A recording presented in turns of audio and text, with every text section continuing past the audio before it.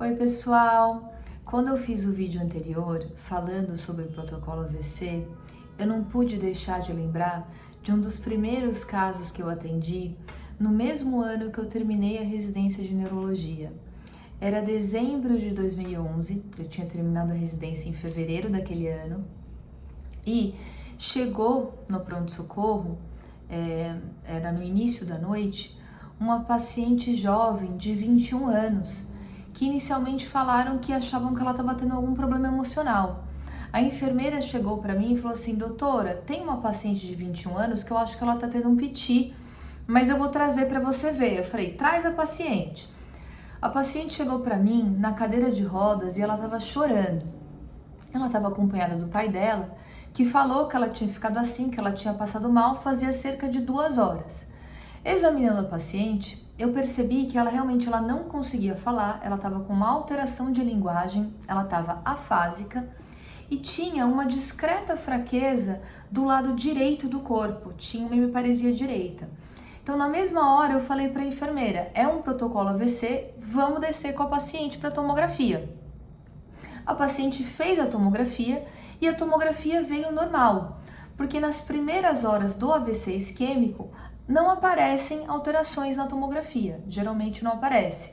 Então, nesse momento, eu avisei para o pai dela, eu falei assim: olha, a tua filha, ela tá tendo um AVC e agora a gente vai aplicar um medicamento para tentar dissolver a artéria, o coágulo que entupiu a artéria do cérebro dela. E aí ele falou assim: mas como assim ela tá tendo um AVC, um exame normal? Eu falei assim: pois é, o exame é normal, nas primeiras horas não aparece alteração, mas ela está tendo um AVC e a gente precisa aplicar um medicamento para tentar reverter esses sintomas, para tentar salvar o cérebro dela que está sofrendo pela falta de sangue. E aí ele falou assim: mas quais são os riscos desse medicamento, né? Aí eu falei para ele: como é um remédio que afina muito o sangue, existe um risco de sangramento. Mas no caso da sua filha, que é jovem, não tem nenhuma contraindicação, esse risco é muito baixo, os benefícios superam os riscos, então ela tem indicação de fazer esse medicamento. E aí ele estava assim super abalado, né? E no final ele me perguntou: se fosse a sua filha, você aplicaria esse medicamento? E aí eu falei assim: com certeza. E ele falou: então beleza, então vamos lá. E aí eu fiz o tratamento da paciente e a paciente depois foi para UTI. Ficou internada, foi para UTI e aí eu fiquei sabendo pelos meus colegas que ela se recuperou muito bem e que a causa do AVC tinha sido, se eu não me engano, uma dissecção de carótida.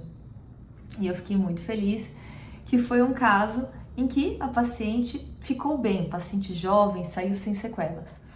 Alguns anos depois, na verdade 2 anos depois, na época de Natal, eu lembro que naquele dia o pai dela falou assim para mim, logo depois que terminou o tratamento, ela foi para UTI, ele me agradeceu e falou: esse foi o presente de Natal, ter minha filha de volta.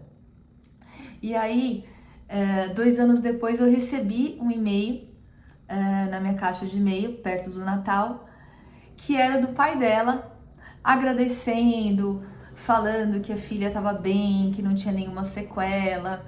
E eu fiquei muito feliz de receber esse e-mail. Eu nem lembrava, na verdade, que eu tinha esse e-mail. Eu fui procurar esse e-mail esses dias, porque quando eu pensei, eu falei: será que eu ainda tenho e-mail? Eu achei o e-mail. Depois de alguns anos, sempre nessa época, ele me mandava um e-mail, faz muito tempo depois que o último e-mail, se eu não me engano, é de 2016. E aí depois eu não vi mais e-mail. Eu até mandei uma mensagem para ele esses dias, mas ele não me respondeu, então acho que ele deve ter mudado de e-mail. Eu também mudei, eu na verdade nem uso mais esse e-mail, quase que esse e-mail que ele me mandou. Mas enfim, essa foi uma história muito marcante para mim, uma história que deu certo e que eu queria contar aqui para vocês.